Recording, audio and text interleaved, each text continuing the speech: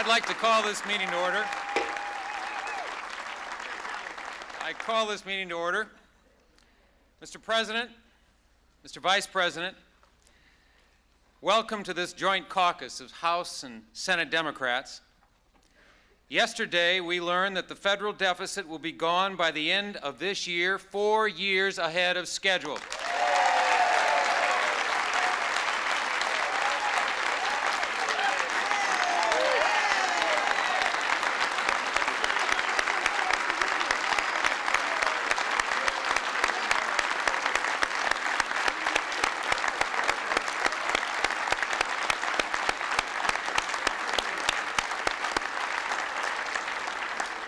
That is a remarkable accomplishment. Today we are going to hear about 3 other remarkable accomplishments. We're going to hear from 3 hardworking Americans who have seized new opportunities created by our expanding economy to make their lives and the lives of a lot of other people much better. Our first guest is Barbara Turner. Ms. Turner is the owner of a general construction company here in Washington, D.C.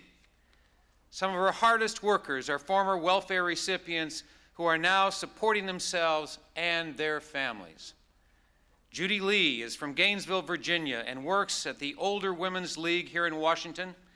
She has an inspiring story to tell about hard work that has paid off. Our third guest is Kate Casey. Kate is in her 3rd year at Trinity College here in Washington and is from Westchester, Pennsylvania, just outside Philadelphia. Kate is here with her mother, Suzanne Casey, a small business owner and a single mother. We're going to hear first from Barbara Turner.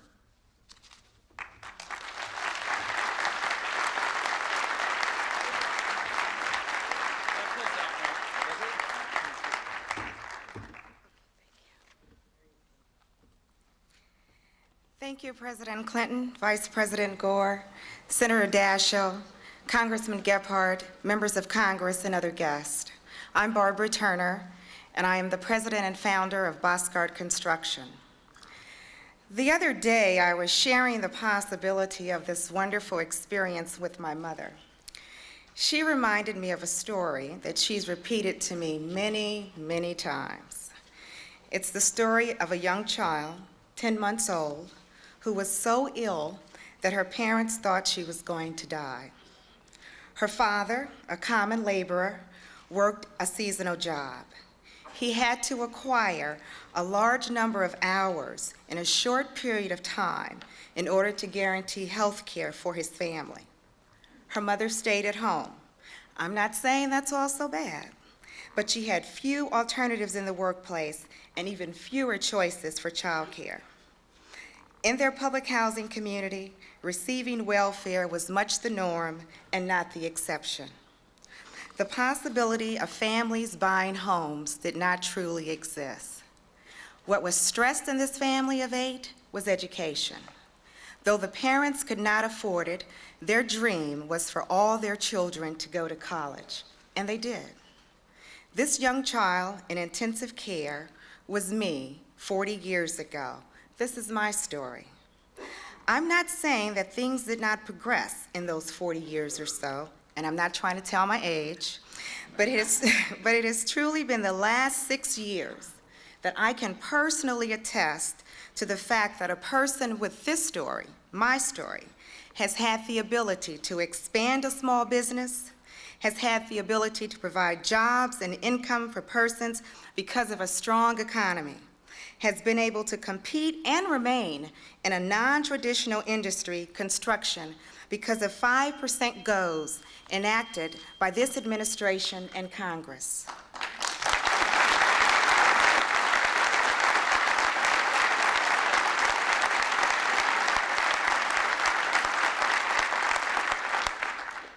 Thank you. My company has been able to offer continuing education to its employees, and my employees also have the reassurance that when their child is sick, their job is still there. On a more personal note, my company has made a commitment and is employing past welfare recipients. We are beginning to also explore the possibility of international trade because of increased domestic revenues. The American family, small business, corporate America are all substantially better because of you, Mr. President.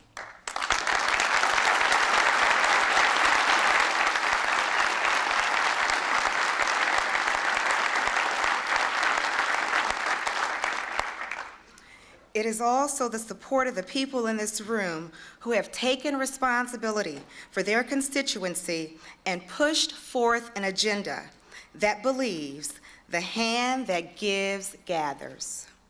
The opportunities that I have experienced and tried to share with others is a direct result of the hope that all of you have aroused in me and created a passion for the possible. It gives me great pleasure to stand before you and to say that I am thankful for the hard work that each of you are doing for our country.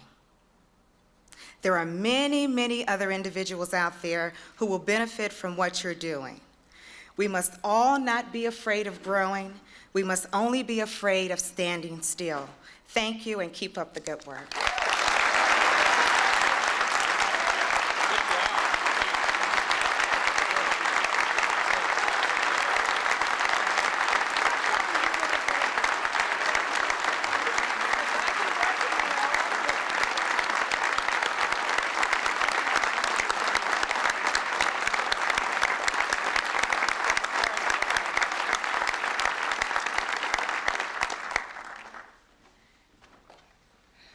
My name is Judy Lee.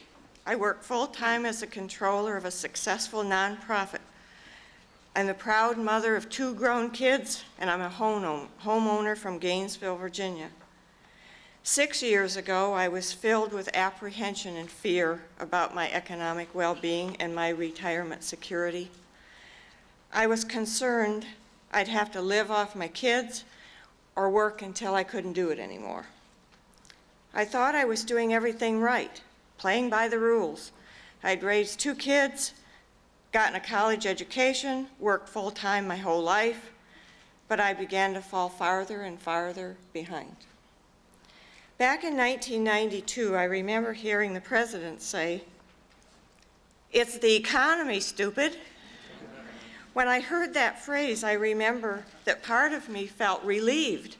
At least I wasn't doing anything wrong.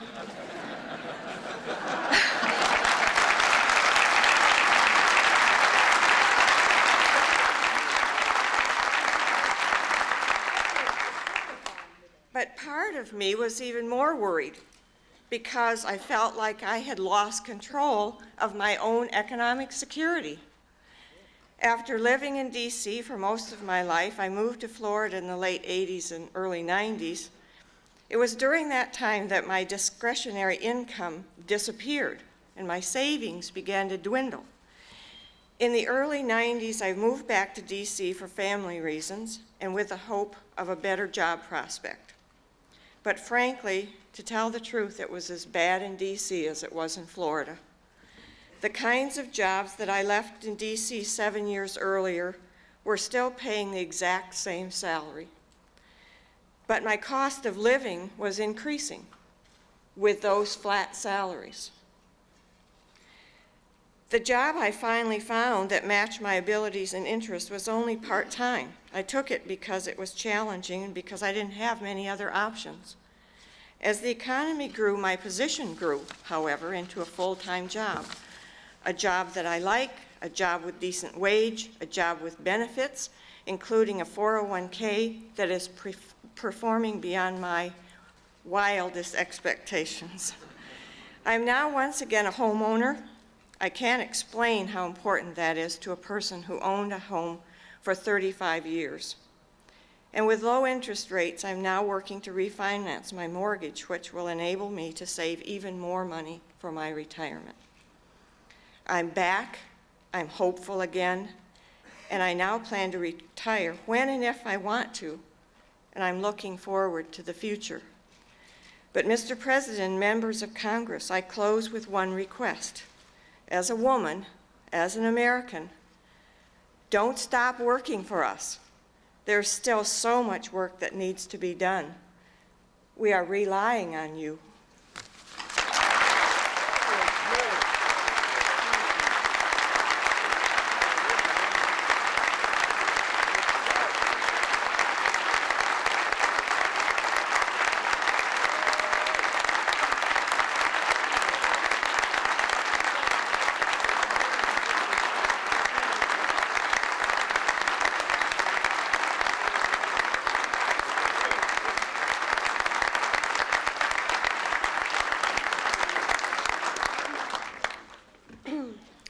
Thank you for giving me this opportunity to address this very esteemed group. I called my professor last night and I told her why I was going to be in class. I hope she believes me.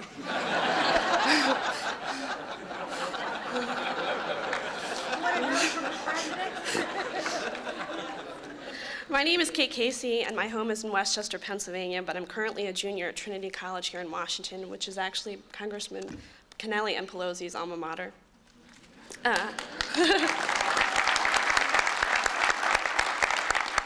I'm double majoring in political science and communications. I am the recipient of the Trinity College Leadership Scholarship and also president of my class, captain of my lacrosse team, and an all-conference field hockey player.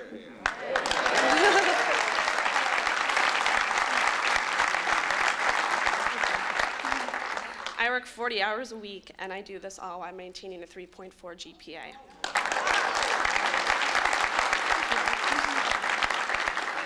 But I have to tell you that none of this would be possible without the benefit of substantial federal and state aid. My sisters and I were raised without the benefit of my father's participation, and my mother, who owns and operates a small chocolate business, left no stone unturned in her pursuit of the best possible education for each of us. And with the help of a scholarship from my high school, the maximum Pell Grant Award, and nearly $6,000 in Stafford federal loans, I have been afforded the opportunity to attend one of the best Catholic women's colleges in the country. Especially since I was raised to value education, the reality is that without this financial help, that this would just be a dream. Our family has experienced the paltry financial aid from the Reagan-Bush era, when my eldest sister Denise attended the Westchester University, through the Clinton first term when my older sister Megan attended Trinity College, to the present substantial financial aid package for me. With this Congress and this administration's increase in Pell Grants and the continued support in protecting student loans, you are not only making my college education more affordable, but you're also ensuring the opportunity for my younger sister Christina. This means that not only the wealthiest or the brightest of our nation's students can attain that American dream, but also all of those hardworking middle Americans who make up the heart and the soul of this great country. I remember standing on the steps of the Capitol with fellow students, astonished and rendered speechless at the arrogance of a Republican Congress that thought that student loans were just a thing of the past. Imagine the ramifications of an act so short-sighted and suicidal in terms of the potential of our nation. I want to thank this administration and these senators and representatives for making this one of the most important items of over the last few years. And I especially want to thank Mr. President, Mr. Vice President, Senator Daschle, and Representative Gephardt for their unstinting devotion to the issue of affordable education for all Americans through generous financial aid packages.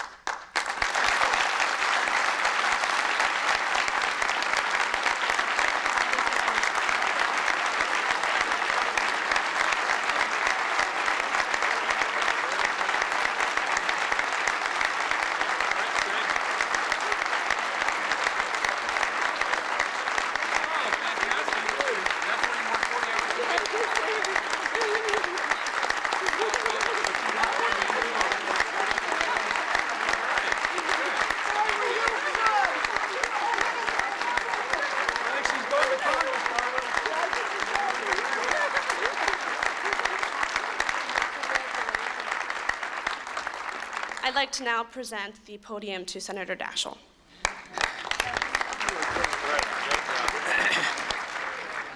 I don't know about all of you, but I kind of feel like an underachiever.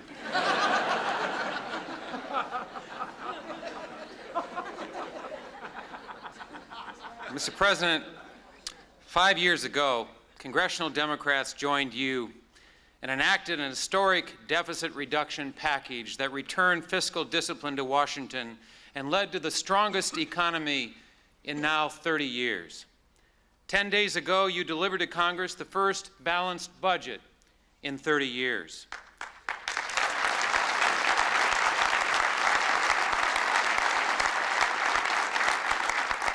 Our foundation is solid.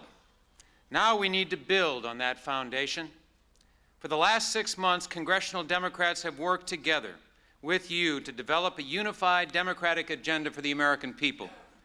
Today, we are here to ratify that agenda and begin the process of translating it into action to confront the real problems with real solutions for the American people. We need to increase the take-home pay of America's families by breaking the wage cycle that continues to pay working women 71 cents on every dollar a man earns, by making child care safer and more affordable, by raising the minimum wage by $1 an hour over the next 2 years. We need to make America's public schools the best in the world.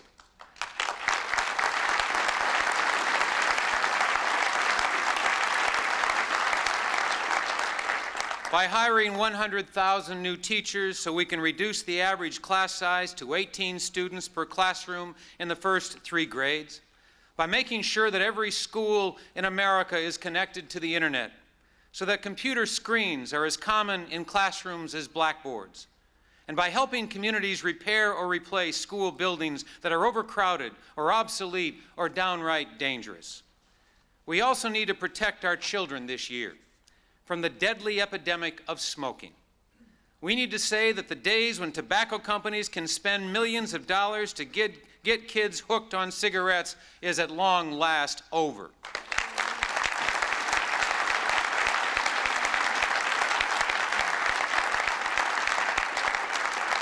From now on, they're going to pay to keep kids away from cigarettes. America's family needs to know that health insurance will be there when they need it, that they can go to a hospital emergency room when and where they need to. They need to know they can see a medical specialist if they need one. And they need to know that the things they tell their doctor in confidence will be kept confidential. We can give them that peace of mind this year by passing the Patient's Bill of Rights.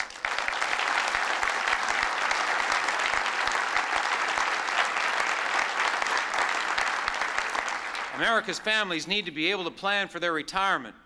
They need a stronger private pension plan that is portable and protected. They deserve assurances that Medicare and Social Security will be there when they need them.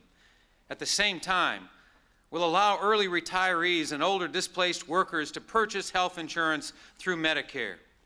Finally, we can and we will make our neighborhoods safer this year by helping communities create after-school safe havens to keep kids out of trouble, and by creating special juvenile courts and toughening the federal penalties for gang violence so that the kids we can't reach, the hardcore few who are violent, repeat offenders, will be locked up for a long time. A sound economy, stronger schools, a secure retirement, safe neighborhoods. That is the Democratic agenda for America's families. These are not sound bites, they are sound policies. And today we pledge to do all we can to enact them into law and make a real difference in people's lives. We've no time to waste. Let's complete our unfinished business, the highway bill, the IRS reform legislation, strengthening family farms, and reforming our campaign finance system. We need to finish that business and pass this agenda this year. Our economy is strong, our foundation is solid. But now, brick by brick, we need to keep building, to take this prosperity to the next level and give people the tools and the opportunities to make their lives better in a new century. Now I am proud to introduce my friend, my colleague, my partner, the leader of the Democratic Caucus in the House, Dick Gephardt. Thank you. Thank you. Thank you. Thank you. Thank you. Thank you. Please. Thank you. Mr. President, Mr. Vice President, members, ladies and gentlemen, first let me salute Tom Daschle and our colleagues in the Senate for working so strongly with us, being such good friends, such good partners. This is truly a unified Democratic Party that stands before America today.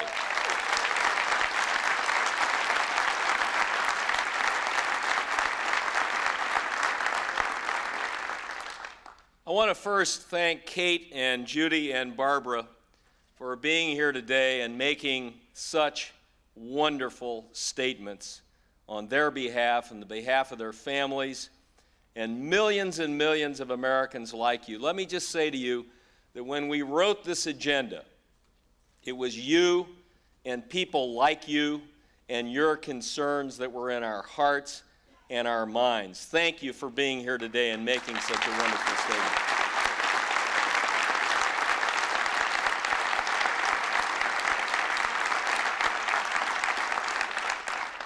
I'm very proud to stand here today with Democratic Leader Daschle, Vice President Gore, and President Clinton to talk about what unites us as Democrats.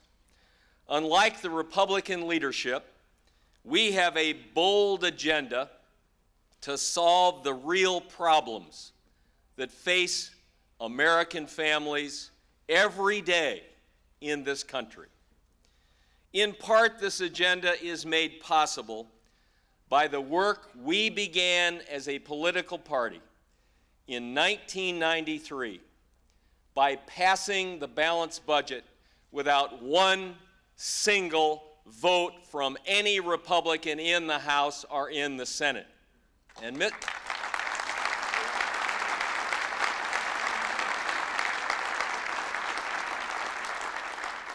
Mr. President and Mr. Vice President, with your leadership, that bill took care of a problem that has faced this country for over 15 years, since 1981.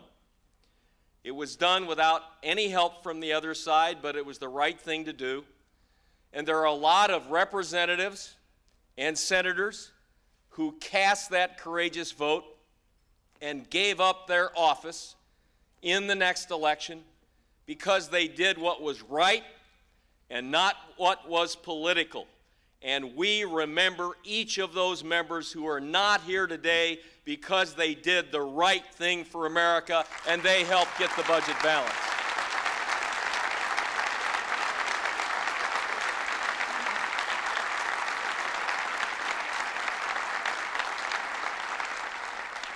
Today, all of us are enjoying the fruits of that plan. The budget's balanced. Unemployment and interest rates are down. The economy is looking up, way up, for the first time in a generation. As Democrats, we know there is even more we can do to help solve the problems that Americans face every day. The rising tide has not yet lifted all boats. We can and we must do more. First, we want to dedicate the potential budget surplus to the Social Security Trust Fund until we agree on a plan to ensure the fund's long-term integrity.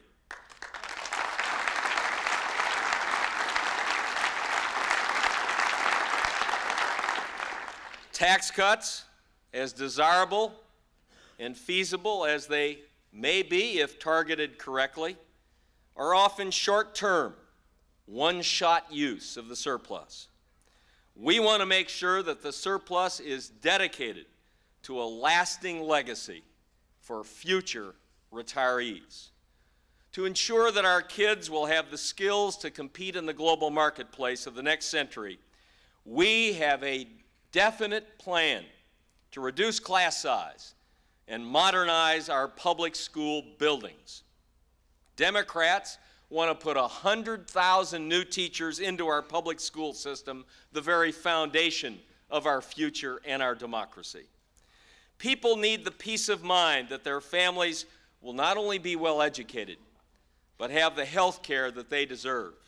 In 1998, we want to take insurance companies out of the business of prescribing patients' treatments. Doctors must be able to prescribe the treatment that patients need, not what insurance companies say that they can afford.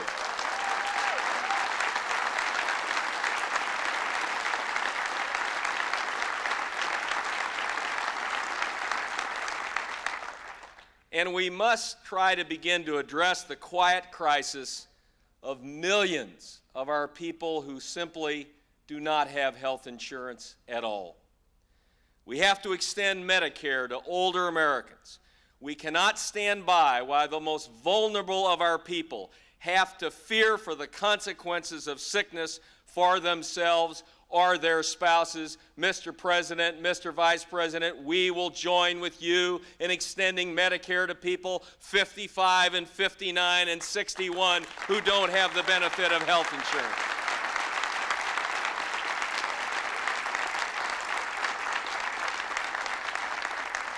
And finally, we have to make sure that all Americans have the opportunity to raise themselves out of poverty through hard work. We must raise the minimum wage to show millions of Americans that we value their initiative and their independence and their willingness to work and work hard, and to give them a fighting chance to climb the ladder into the middle class. This country has always said to each of us, if you work hard and you play by the rules, you can support your family. And we stand behind that pledge of our country forever. We will increase the minimum wage to help our people earn their way.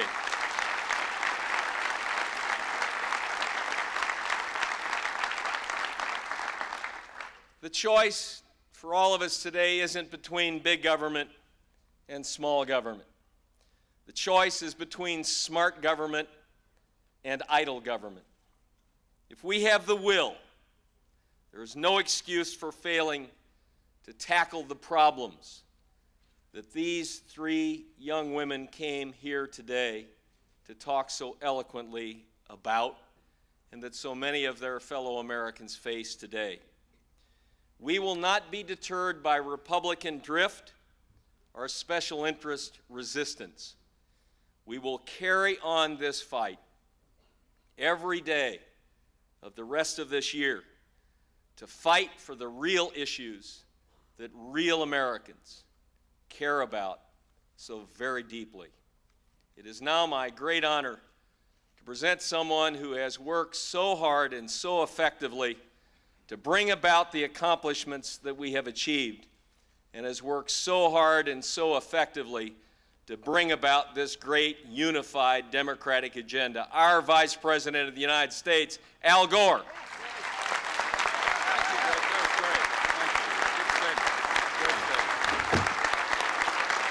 Thank you. Thank you very much. Thank you. Good job. Thank you very much, ladies and gentlemen.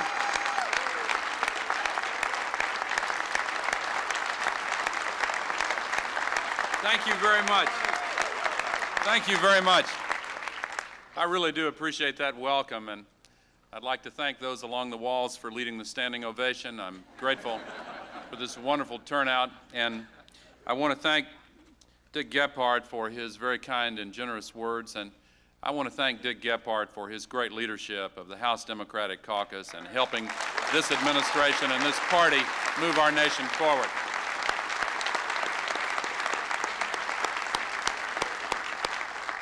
And likewise, I want to say a word about Tom Daschle. He has been one of the most extraordinary Senate leaders I think our country has ever seen, and has helped to produce the unity that is moving America forward. We appreciate it very much.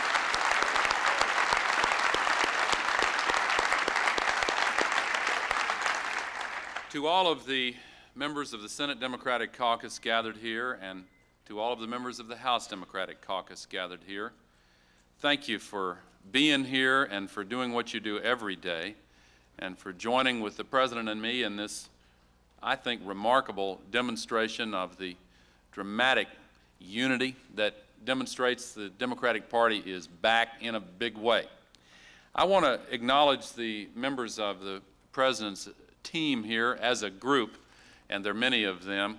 We work with them every day, and they work so hard. I do want to single out a wonderful public servant, the President's Chief of Staff, Erskine Bowles, and thank him for doing such a great job.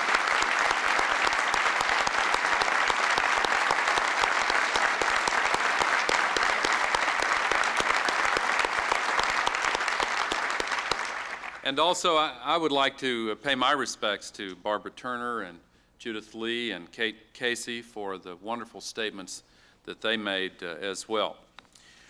Well, You know, Democrats may not be in the majority right now in the Senate and in the House, but what we're seeing in America is proof positive that democratic ideas are guiding America's economic recovery and social recovery in every respect. And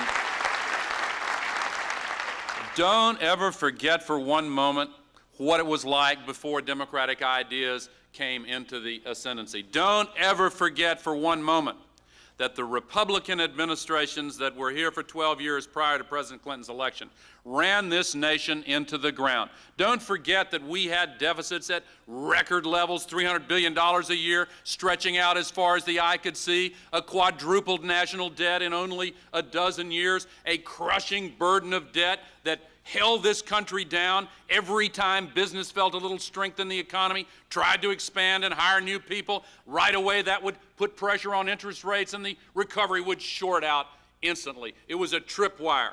The Bible says they laid an ambush for themselves. Under Republican policies, America encountered an ambush every time we tried to get going a little bit. And those at the bottom of the ladder, the poor, the disadvantaged, those who have been suffering prejudice for years, they fell even further behind every time we went through this cycle. Let's never forget that the social problems, crime, welfare, all of the indicators of whether we're doing well or doing poorly, all of them were moving in the wrong direction during the 12 years when Republican ideas were in the ascendancy. When this president was elected, he set forth a new vision. You know the saying that where there is no vision, the people perish. Well, the flip side of that is where there is a clear vision, the people prosper. Our country is prospering today under President Clinton's clear vision for the future of America.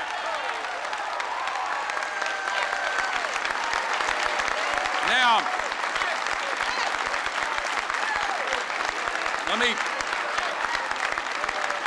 there were a lot of differences.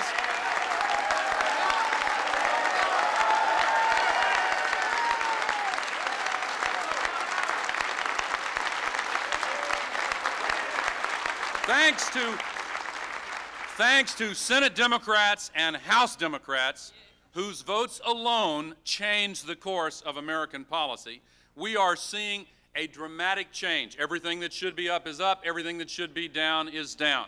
We didn't just complain about things. We didn't use illusions and smoke and mirrors. We got down with hard choices and real numbers and laid before the American people the critical choices that have to be made if we're going to reclaim responsibility for our future in this nation. We have been restoring the self-confidence that Americans must have in self-government by restoring our ability to use the institutions of representative democracy to solve the problems that confront us and to seize the opportunities that confront us. We didn't just complain about the federal deficit, we completely eliminated the federal budget deficit. We didn't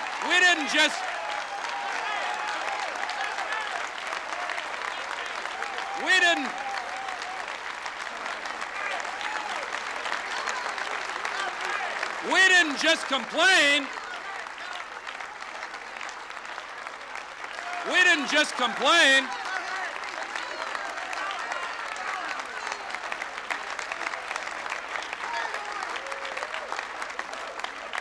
We didn't just complain about the trend of crime and welfare rising constantly. We reversed those trends by putting 100,000 new community police officers on the streets, taking assault weapons off the streets, giving prevention programs to young people, and now we've seen it decline for 5 years in a row. We didn't just complain about waste and big government. We put in place a Reinventing Government program, which incidentally Kate Casey worked on while she was going to school, in order to reduce the size of the federal bureaucracy to the lowest level since the early 1960s and improve the quality of services that's being given by agencies like FEMA and other agencies that are delivering better services at lower cost. Now, what is so exciting about this Democratic agenda is not only the unity that we all have here in support of it, it is that the American people can see with their own eyes, hear with their own ears, and feel in their own families that this Democratic agenda is working for America. It is taking us in the right direction. They don't have to take it on faith. Now, the other side was very good with illusions and secondhand smoke and rear-view mirrors and commercials that painted a beautiful picture. But then every time reality hit, people would say, what do we do? Well, this president answered that question. And all of the doubts that Americans might have had about Democratic policies and proposals in years and decades past have been put to rest, because the Democratic Party is now the party of hard-nosed policies, clear choices, and successful strategies for America heading toward the 21st century. Invest in education, invest in a cleaner environment, invest in technology, have a sensible fiscal policy that doesn't just balance the budget, but balances our values and our priorities at the same time.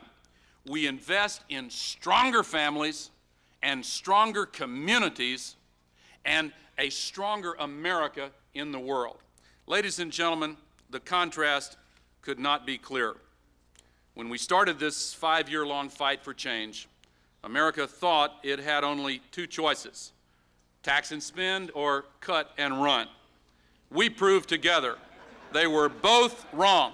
We now have a Democratic strategy of invest and grow that is clearly good for the United States of America. And we now have unity among Democrats.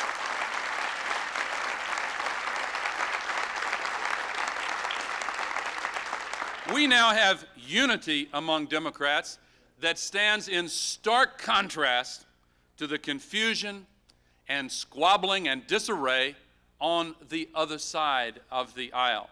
The Republican Party is so much in disarray today, the right hand doesn't know what the far right hand is doing. They're arguing among themselves.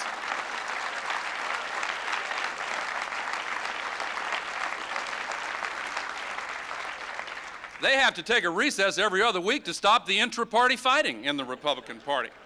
Well, now, by contrast, our agenda is supported by Democrats throughout the House, throughout the Senate, in every region.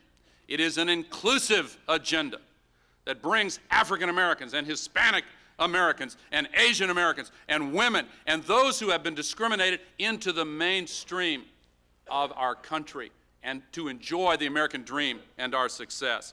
And incidentally, one of the reasons for our success is that this president kept his pledge to have an administration that does look like America, and now we're able to draw on the ideas and the innovations and the initiatives from all parts of our great country to build this success. Now, ladies and gentlemen, the one key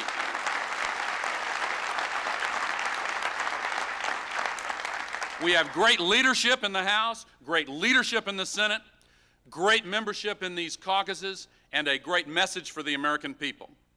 But ladies and gentlemen, there is one person who is at the heart of America's recovery, at the heart of America's new strategy for success, at the heart of all the progress that we see all around us in the United States today. He is fighting for the ideas put forward by the Democratic Party that are now being accepted all across America. He is putting our ideas and our agenda at the front and center of the vital national debate about where our country goes in the 21st century. He has been an extraordinary leader for our country, and I would now like to ask you to join with me in supporting and standing beside Bill Clinton, the President of the United States, as he takes us forward to the 21st century.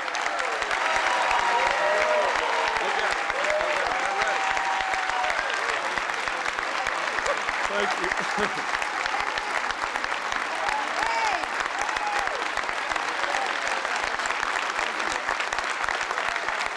Thank you very much. Thank you.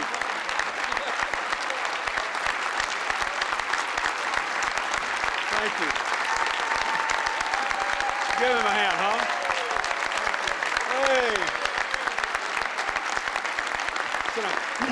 Thank you. Ladies and gentlemen, the minute I get back to the White House, I'm going to sign an executive order mandating the widest possible dissemination for free of whatever it is the Vice President had for breakfast this morning.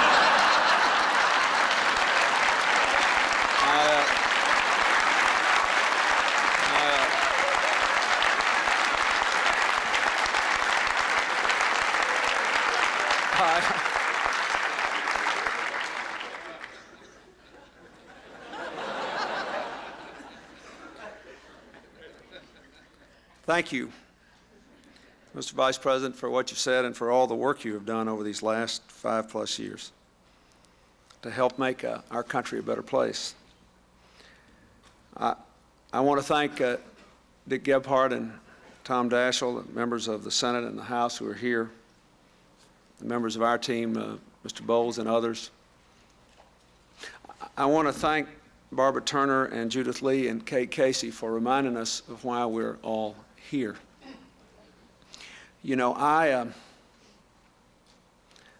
as we have established in painful and sometimes happy ways over the last 5 years, I'm not exactly a Washington person, you know.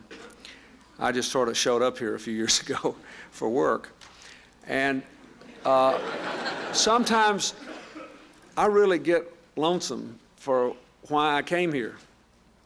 You know, you can go for days, weeks here, and hardly ever spot a real citizen. I mean, somebody that's just out there living, trying to do the right thing, showing up every day, trying to make this country a better place by making their lives and their families and their workplaces and their communities better places. These women reminded us today of why we are all here, what our charge is, why we are here.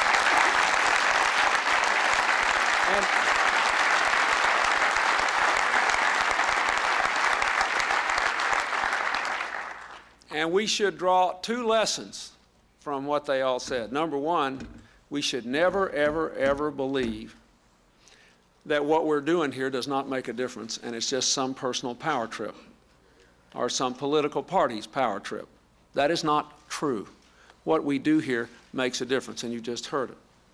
The second lesson we should draw is that we shouldn't spend too much time patting ourselves on the back because we still have a lot more to do to make this country what it ought to be in this new century. And they gave us that, and for me, it was a real jolt of adrenaline, and it touched my heart and engaged my mind, and I know you all felt the same way, and I think we should give them another hand. Thank you very much. Thank you. Thank you. Let me say to all of you, I'm very proud to be a member of the oldest political party in this country and maybe in any free democracy. I'm proud to work with all of you, not only to strengthen that party, but more importantly, to make our country a better place.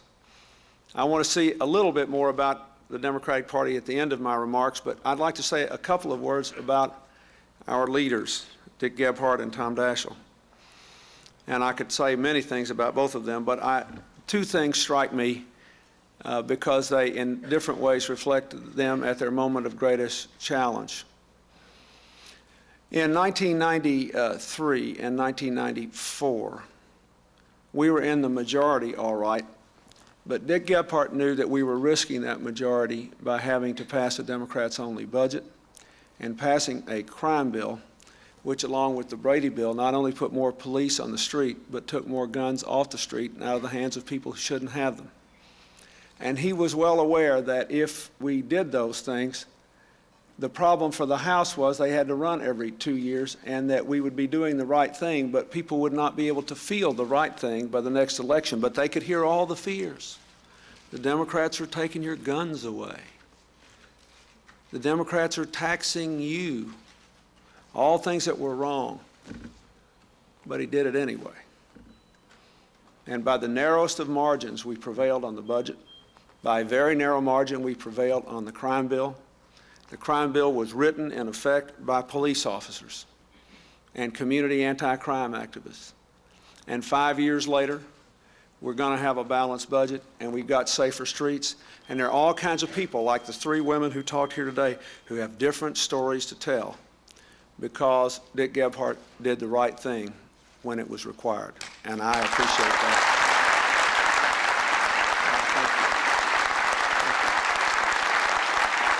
Now, consider Tom Daschle's plight. He becomes the Senate Democratic leader when we're in the minority, and he has to deal with the almost unbelievable role of bad luck, because, you know, a third of the Senate comes up every year, that even though we're now in the majority, we have 2 more elections where we have more people running than they do.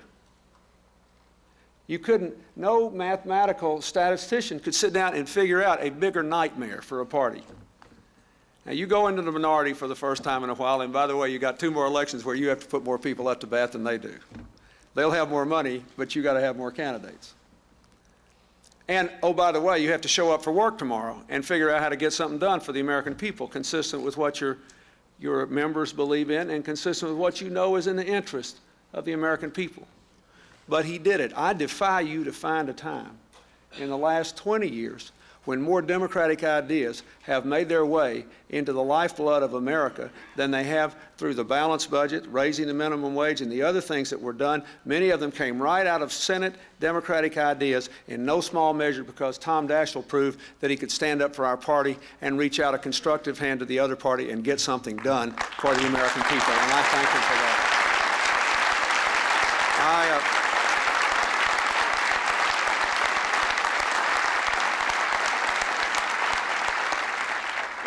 We have taken our party in a new direction for the 21st century to help our country go in a new direction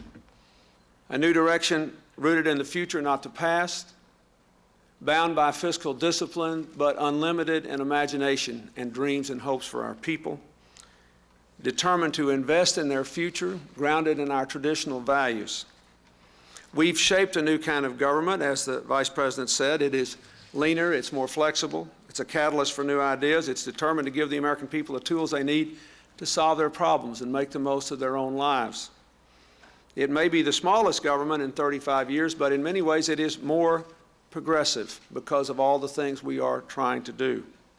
And it is giving us a stronger nation. You know, of course, that we have the lowest unemployment in 24 years, and I think it's important to say, because of what we care about, we have rising incomes again, and we have diminishing inequality. Child poverty is now lower than it was in 1989 at the top of the last recovery. Why?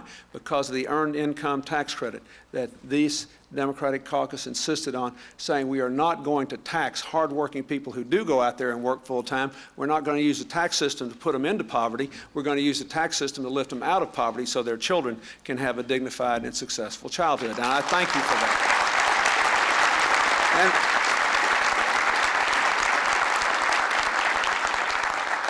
So what we're doing is working, but what the American people want us to do is to keep showing up for work, to spend precious little time celebrating what has been done. That's what we got hired to do. I remember one time when I was thinking about running for a 5th term as governor, and I went out to the state fair. I used to have Governor's Day at the state fair. And this old boy showed up in overalls to the booth where I was sitting there talking to people, and he said, well, Bill, you going to run again? And he said, I said, I don't know, I might. I said, if I do, will you vote for me? He said, yeah, I will, I always have. But he said, I don't know if you can win. He said, you've been in an awful long time. But he said, I'll vote for you. And I said, well, don't you think I've done a good job? He said, well, of course, but that's what we hired you to do. He said, you picked up a paycheck every 2 weeks, didn't you? We should all remember that. Our citizens are focused on the future in their own lives and in our lives. And we're here today not to talk about the past, but to talk about that future. We're here today not to talk about the positions our party seeks to take against the Republicans in Congress, but the positions our party seeks to advance in the debate with the hope that we can write them into law and change the lives and the futures of the American people so we can have more stories like the three we heard from these distinguished Americans today.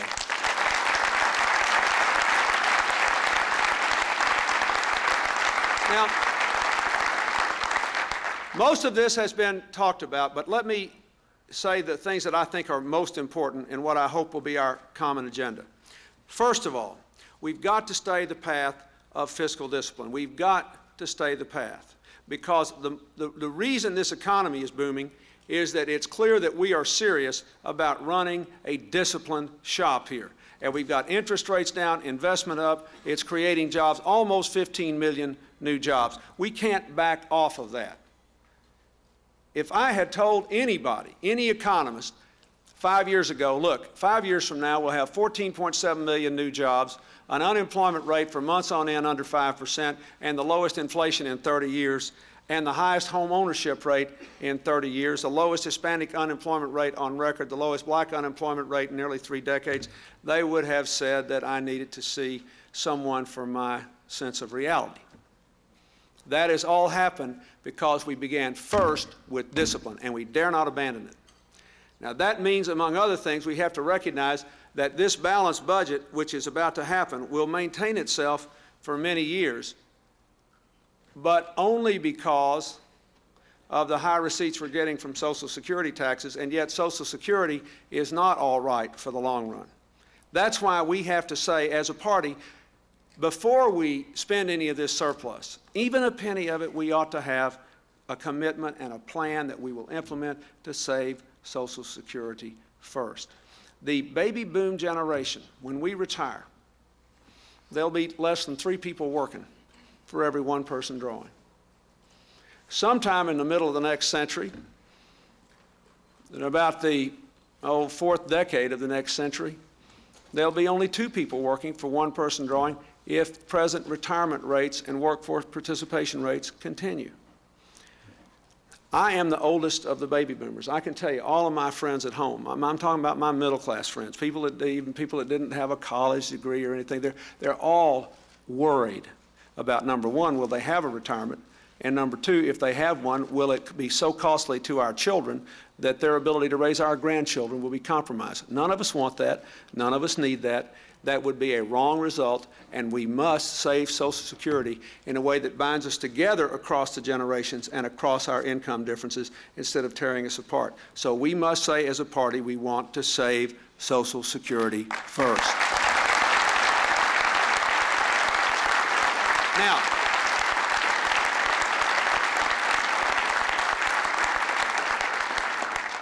Judith pointed out she had a 401k plan. I'm really proud of a lot of the work we've done in this Congress going back to '94 to stabilize and save private pensions and to make it easier for people to take out their own private retirements.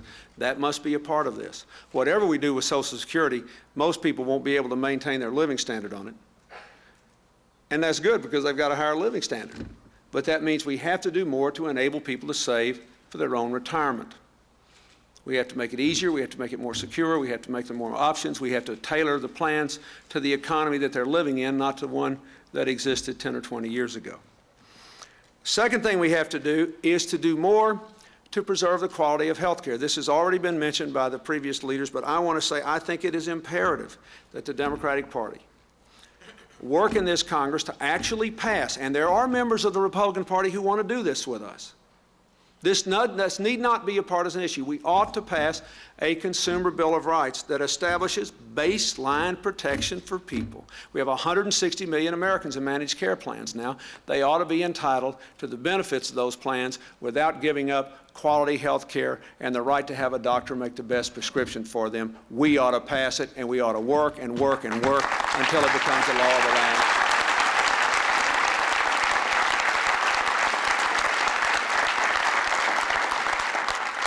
We are now working, we in the administration, to implement the law that you passed, that you generated out of this caucus, to extend health care coverage to 5 million more children. And that will be very important. Child poverty is down in the last 5 years. Visits to the doctor are up in the last 5 years. That is good.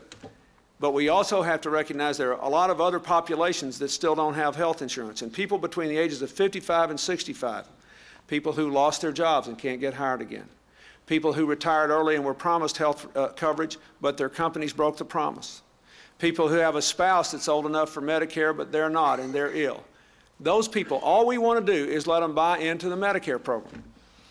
Now, there are some who say, well, they can't afford it, $300 a month. I'll tell you what, that's a lot of money. It's a lot less than one trip to the hospital. One trip to the hospital will cost them 3 times as much as the annual premium will. Secondly, we cannot afford to do anything that undermines the stability of the Medicare fund. We've got a Medicare commission, thank you, Senator Breaux, that's going to try to figure out what to do about the long-term financial problems of Medicare. So we have to let people buy in a way that doesn't affect the stability of the fund. A lot of these people have children who will help them pay these premiums. They may have brothers and sisters who will help them pay the premiums. What have we got to lose by trying? It is wrong to leave all these people out there between 55 and 65 at a vulnerable time when we can simply give them the option to pay into the fund at the real cost in a way that will not upset the stability of the Medicare Trust Fund. I implore you to get behind that and let's pass it for the benefit of the people.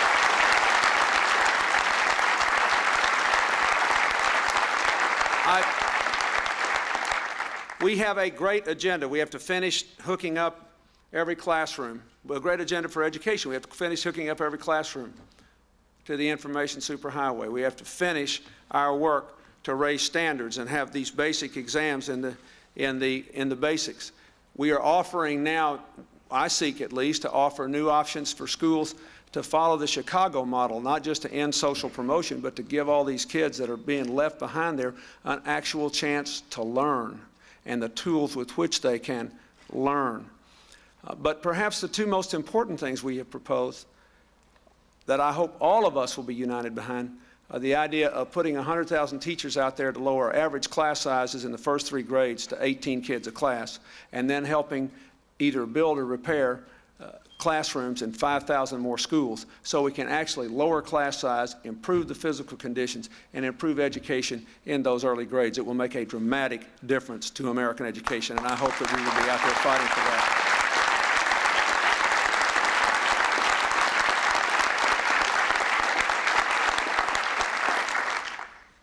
Lastly, let me say I want to join the chorus of those who believe we should raise the minimum wage. Now, every time we have raised the minimum wage in my lifetime, there have been those that say, if you do this, it will cost jobs. The last time we did it, it didn't cost jobs. We continued to create jobs at a very brisk pace. But we know that the real value of the minimum wage today is actually less than it was 20 years ago. We know that. We know that there is a limit to how much we can do with the earned income tax credit in terms of giving people back money through the tax system to lift working people and our kids out of poverty without running a risk of having the system abused and having people take advantage of it. But we know if people just get a fair wage for the work they do, they're not going to get paid if they don't do the work. So I believe it's time to raise it again. And again, I say, with our economy the strongest in a generation, our prospects bright, but with our efforts to overcome 20 years of increasing inequality among working people just beginning to take hold, I think we should raise it again by $1 in 2 equal steps by the turn of the century. That will raise the living standards of 12 million hardworking Americans. I thank Senator Kennedy. I thank you, Congressman Vonier, for your leadership on this. I think we ought to reach out a hand just like we did before. We raised the minimum wage once in this Congress. We can do it again, and the economy will support it. We just have to look at the statistic of what's happened to these working families over the last 20 years, and let's just simply say we favor work over welfare. We've set up a system to promote that. Now, if people are going to show up for work, they ought to be able to raise their children in dignity. And we ought to favor it.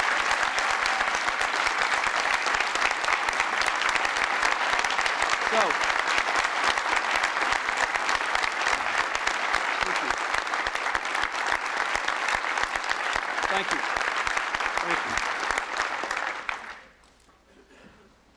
Save Social Security first. Establish the Patient's Bill of Rights, let people buy into Medicare. Reduce average class size and build more schools and schoolrooms. Raise the minimum wage. I also want to associate myself with what has already been said and with the proposals I've already made on child care, on campaign finance, on the tobacco legislation, on environmental protection and medical and other research, on making our streets safer by passing the funds I've asked for through the Justice Department and the Education Department to keep these schools open late hours. All these kids that are getting in trouble, a bunch of them will never get in trouble in the first place if you give them something positive to do after school and before the parents get home from work. I hope you will pass the Community Empowerment Initiative to bring free enterprise and jobs and investment to poor neighborhoods and urban areas and rural areas where it still hasn't reached. We have a lot of other things to do. And let me just say this. You know the American people agree with this agenda because you saw the response to the State of the Union. I urge all of us to resist the temptation to have the whole agenda to take to them next November. Let's pass every bit of it we can into law. Let's make every bit of it we can real in the lives of our people. Believe me, we have enough honest disagreements with our friends in the Republican Party that some of this agenda is going to be left for us to take to the American people in November and debate about it. You know that. If they made their best efforts to honestly work with us based on what they really believe, and we make our best efforts to honestly work with them based on what we really believe, there'll be some things left on the table next November that we can proudly go to the electorate with. And we don't have to be ashamed of that. But we owe it to our people to make sure that if any of these things that could become law and could change their lives and could make more stories like these three we've heard, that if it doesn't happen this year, we owe it to the American people to make sure that it is not our fault, that we showed up and we did the work here. We owe it to them. And what is the purpose of a political party? I spent a lot of time last year reading about the 19th century and about places in the 1800s, periods of time that most Americans don't know much about anymore. I spent a lot of time studying the history of our party. I believe the purpose of our government, and therefore the purpose of any political party, at every important period in our history, if you look back through it, has been threefold: to widen the circle of opportunity, to deepen the meaning of freedom, and to unify the nation. Now, that's what Thomas Jefferson did with the Declaration of Independence, the Bill of Rights, the Constitution, and then became president, and he bought Louisiana. Thank you very much. That put Arkansas in the Union. And sent Lewis and Clark out west. Right? Widened opportunity, deepened freedom, unified the country. Now, any honest Democrat will say that the Republicans did more of that than we did, from Abraham Lincoln through Theodore Roosevelt. And frankly, I'm sure we had a lot of nice people in our party during a lot of that period, but they were asleep at the switch. But from Woodrow Wilson to Franklin Roosevelt to Harry Truman to John Kennedy to Lyndon Johnson to Jimmy Carter to the present day, through all of our leadership in Congress in the 20th century forward, our party, we haven't always been right. We haven't always been up to date. But we have always been for widening the circle of opportunity, deepening the meaning of liberty and freedom, and uniting and strengthening the United States of America. That is what we ought to be about here. That is what we ought to be about. And if we do it, the American people will respond. Thank you, and God bless you.